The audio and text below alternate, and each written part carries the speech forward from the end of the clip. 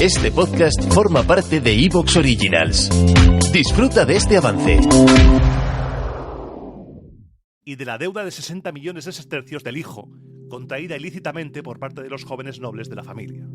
Así pues, en un mismo momento y en la misma casa, convivieron generaciones dispares, una sumamente austera.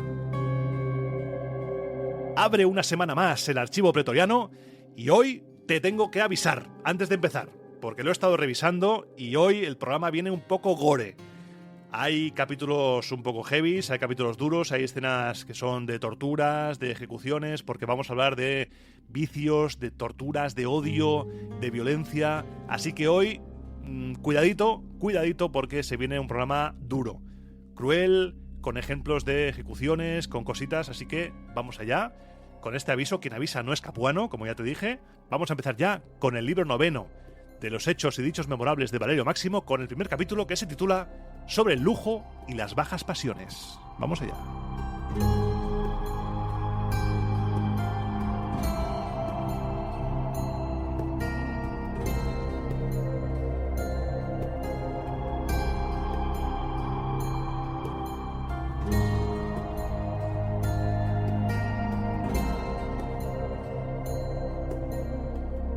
Demos también cabida en nuestra obra al atrayente mal que es el lujo, tanto más fácil de reprender que de evitar. Y no para que se le rindan honores, sino para que, reconociéndose a sí mismo, pueda verse forzado a arrepentirse. Añádanse a este las bajas pasiones, ya que provienen de los mismos viciosos orígenes. Y puesto que ambos responden a sendos extravíos de la mente, no conviene aislarlos, ni para su crítica, ni para su enmienda. Cayo Sergio Orata fue el primero que mandó construir unos baños colgantes. Y aquí bajo la música, porque esto de los baños colgantes me ha dejado loco. Entonces he ido a buscar otras fuentes y he encontrado que en las Saturnales de Macrobio también se nombra a este señor, a este Cayo Sergio Orata. Y aquí Macrobio nos dice que Orata, ese sobrenombre, se le puso porque le gustaba muchísimo el pescado llamado orata, la dorada. Le encantaba la dorada y le pusieron ese nombre. Y sigue Macrobio diciendo que se trata de un señor que fue el primero que construyó baños sobre bóvedas, el primero que instaló un vivero de ostras en Bayas y el primero que declaró que las ostras del lago Lucrino tenían un excelente sabor.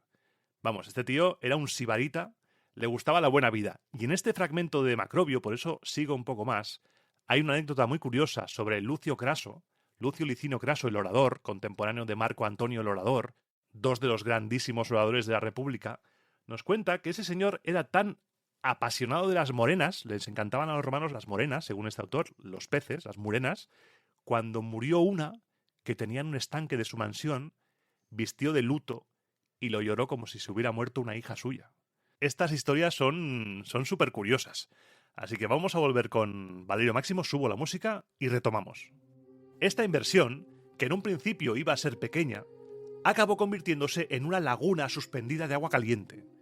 Además, para no subordinar su propia gula al arbitrio de Neptuno, discurrió un mar para su uso particular, taponando las aguas por medio de estuarios y echando diversos tipos de peces en cada uno de aquellos receptáculos. Y todo para que no faltasen en la mesa de Orata los más variados manjares, ni aunque sobreviniese la más cruda inclemencia. Cercó las orillas, por aquel entonces desiertas, del lago Lucrino, con amplias y elevadas edificaciones, para así poder disfrutar de mariscos frescos.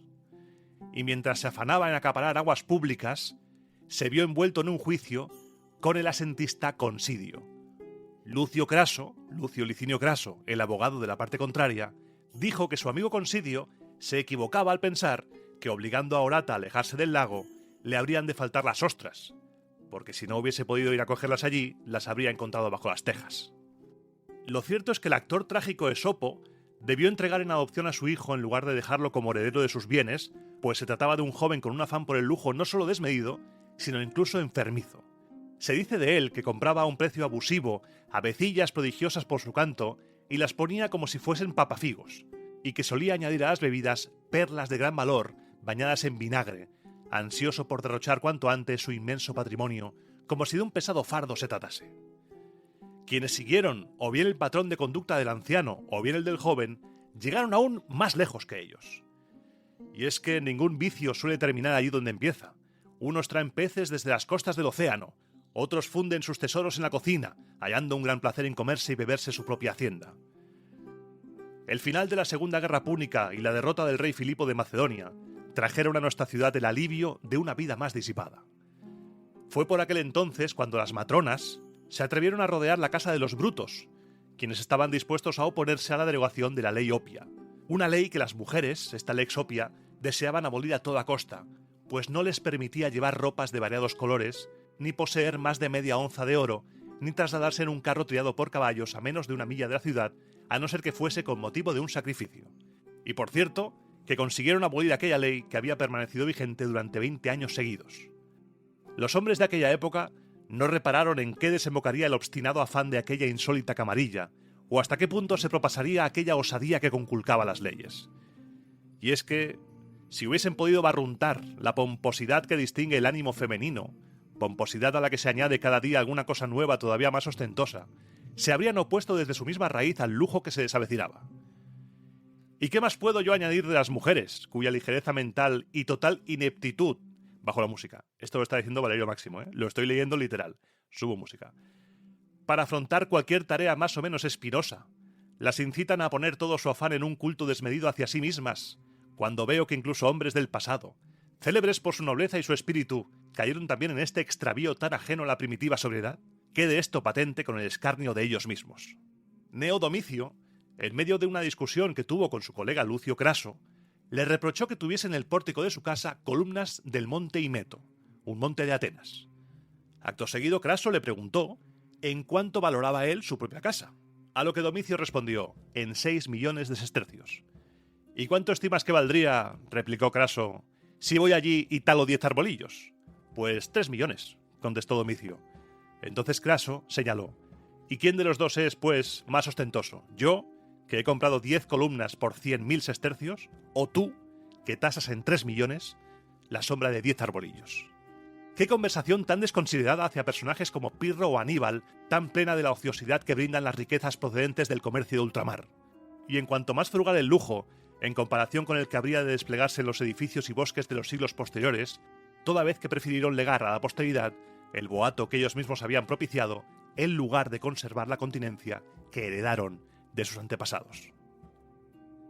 ¿Y qué es lo que quería para sí Metelo Pío, el personaje más prestigioso de su época, cuando consentía cada vez que llegaba a Hispania que sus huéspedes lo recibieran con altares y olor a incienso?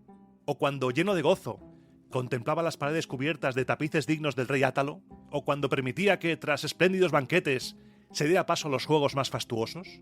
¿O cuando celebraba festines ataviado con la túnica de los vencedores y recibía coronas de oro que bajaban desde el techo, como si su cabeza fuese divina?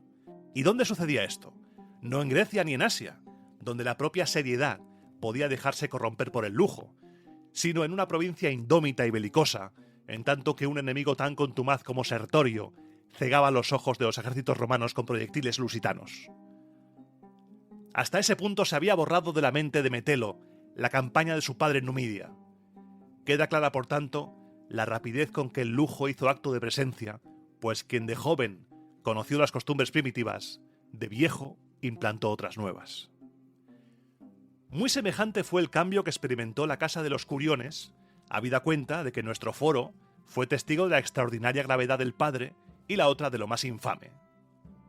¿Y cuánto lujo e indecencia hubo en el juicio contra Publio Clodio, con tal de absolver a aquel reo claramente culpable de un crimen de incesto? Se llegó incluso a corromper con grandes sumas de dinero a matronas y jóvenes de la nobleza para entregarlas de noche a los jueces como gratificación. En una componenda tan indecente y embrollada como aquella, no se sabría a quién condenar primero, si al que maquinó aquel género de corruptela, a quienes prestaron su integridad a cambio de perjurio, o a quienes canjearon sus creencias por el estupro. Bajo la música, aquí está hablando del caso de Publio Clodio, que se coló en casa de Julio César en la fiesta de la Bonadea, cuando Julio César era pontífice máximo, y está hablando del juicio, que fue un escándalo. Se cuenta que, se intentó sobornar a todo Dios, se sobornó a todo el mundo, y acabó absuelto. Efectivamente, Publio Clodio acabó absuelto, a pesar de los esfuerzos de Cicerón por intentar empurarlo de cualquier manera. Subo la música. También fue inmoral el banquete que el asistente de los tribunos Gemelo de origen libre, pero de una sumisión vergonzosa y más que servil, celebró para el cónsul Metelo Escipión y los tribunos de la plebe con gran bochorno de la ciudadanía. Convirtió su casa en un burdel, y allí prostituyó a Munia y a Flavia, ambas ilustres tanto por su padre como por su marido, así como al joven noble Saturnino. Infame sufrimiento el de aquellos cuerpos que iban a ser juguete de las más bajas pasiones de unos borrachos. Festines que el cónsul y los tribunos no debieron celebrar sino castigar. Pero especialmente cruel fue el desenfreno de Catilina. Locamente enamorado de Aurelia Orestila, como sabía que el único impedimento para...